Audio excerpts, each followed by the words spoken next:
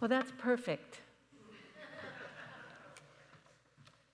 It's kind of what you were talking about, Susan, but not only can our life get busy with our activities, but, oh man, up here, we can get really, really busy. I just have a quick question, just to kind of start off. How many of you talk to yourself? And if you're saying no, it's not the truth. Because, we narrate our life all the time. We narrate our activities, what we're doing, how we're feeling, all the things we should do, all the things we shouldn't do, and we are doing, the things we don't like, the things we do like. We're all the time. It's just like that.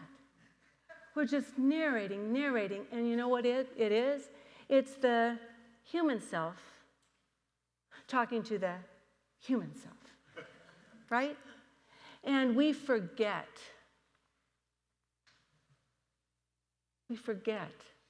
that there is an amazing, creative, infinitely intelligent energy, partner in life that we can call on any time.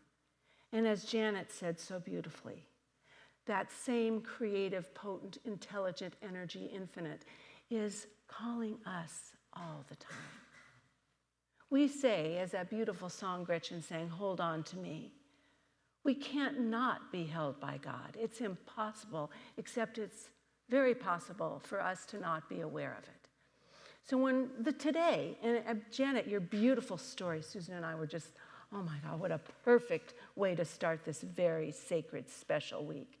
I want your mantra this week to be, God, please interrupt me.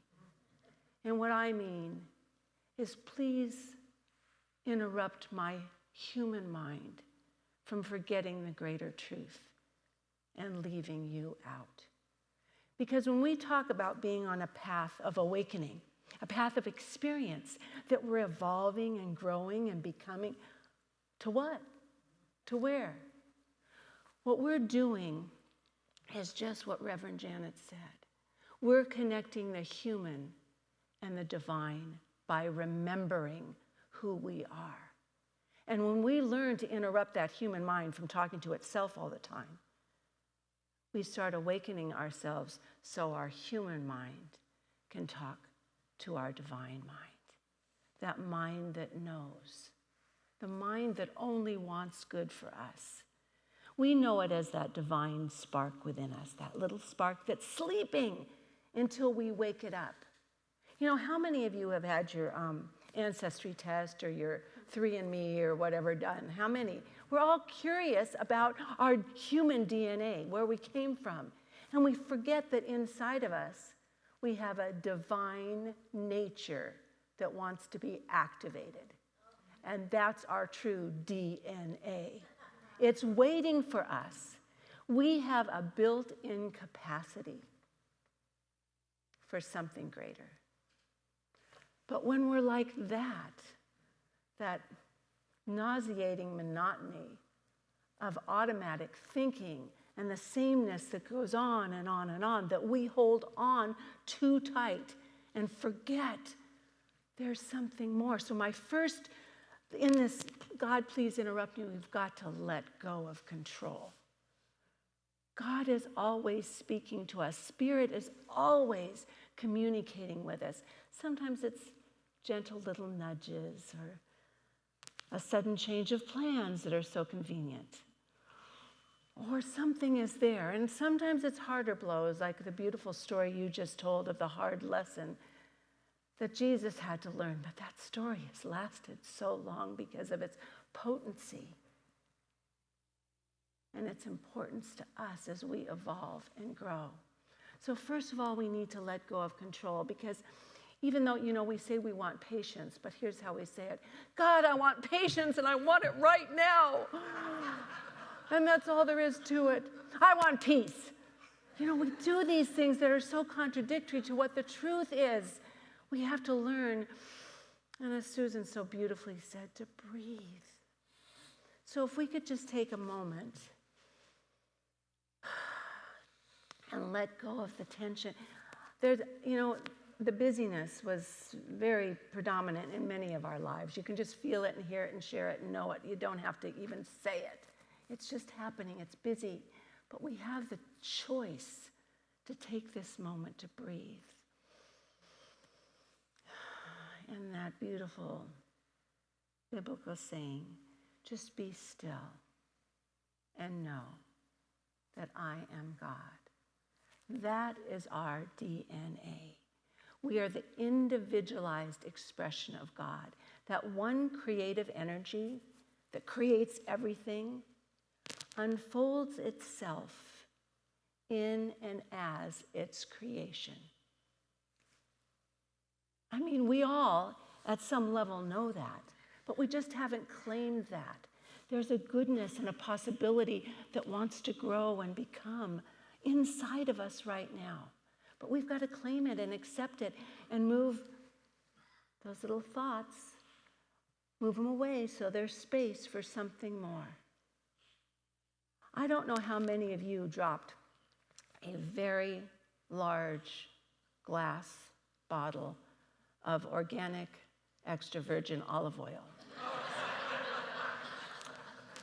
on your kitchen floor yesterday and stood in it in your flip-flops and just went, oh God, please interrupt me. Please, because I don't know what to do. You know, I'd never had that happen. Thank goodness I'd never had that. Maybe many of you have, but I haven't had that particular experience before. And my good helper, I wanted to find out the best way to do this. I needed a plan, because that's how I think. My beautiful husband said, okay, I'm getting the towels. I'm going to clean it up. I'm going, oh my God, all those towels in the washing machine, you're not going to get the towels.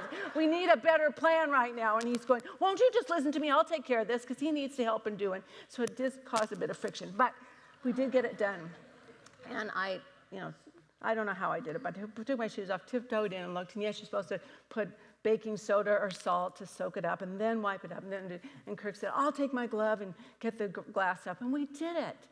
But I had to say, what was that interruption? What was I doing that I could have dropped that? I've held a bottle like that so many times. And I really brought into a lesson. You just got to slow down, babe. You can't do things like this all the time. Or I had to speak really loud. That's what God said. I had to do this really loudly this time because you weren't listening. I'm always there, but you weren't available. You weren't available to hear. And it was my job to hear. So besides letting go and being in the stillness, the other thing, right along with forgiveness. This week, I want us to be grateful for the interruptions, however they show up. Because those interruptions, if we use them correctly and don't resist them and fight them and be angry with them and get bitchy about them, we can realign ourselves, reevaluate ourselves, correct our course, make some different choices because we have been stopped in our tracks that we can make a change for the better.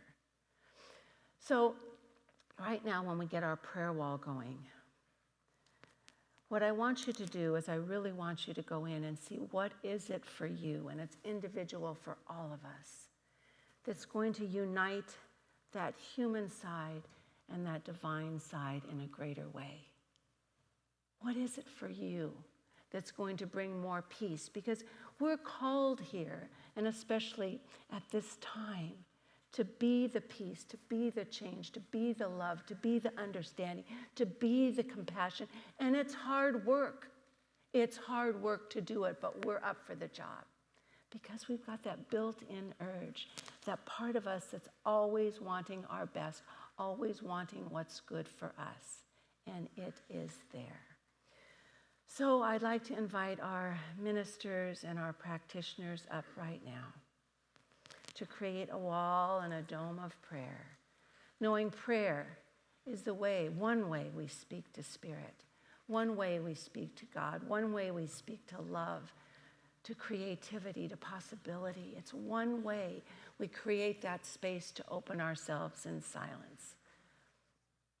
Good job. Just move it. Yeah, move it a little. Good, okay. And as you settle in, just take a moment and align yourself to what is it? What is it I need right now to be more connected to my true self, my spiritually activated self in this human body? And when you come up, it's I am open and available to, and whatever it is for you. And please come up now. But as we understand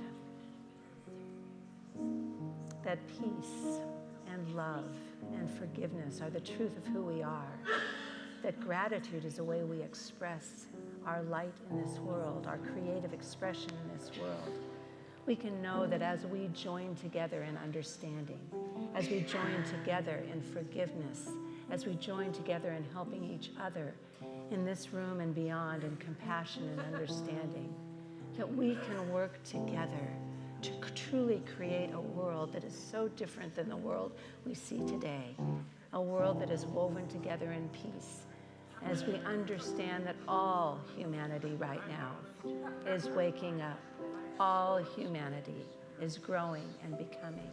We are the ones to come together and do the work.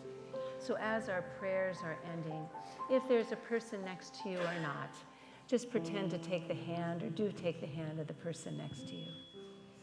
And just imagine right here and now that we are creating a circle of love, a circle of light, that we are coming together in good, and know that together as we join our hearts and our minds, whatever it is in ourselves or in our world, we can work it out, we can make it better, because we have that capacity for something more in us right now.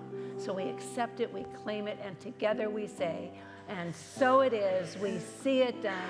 I thank you for being here. I love you all. Thank you, thank you, thank you.